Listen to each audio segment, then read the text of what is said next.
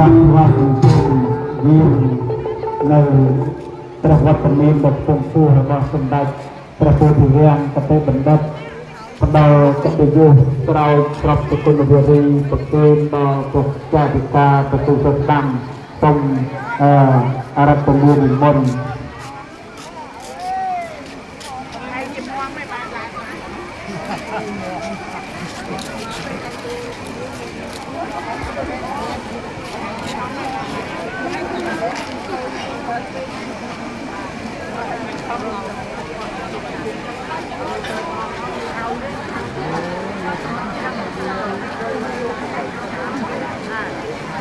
ขณะตัวพระองค์นิมนต์จึงขณะนิมนต์ตรงอ๋อขณะใดยังมาไทยปรำองรวมหนึ่งครบทีมรอประมาณองยึดกราบกงนิมนต์นะ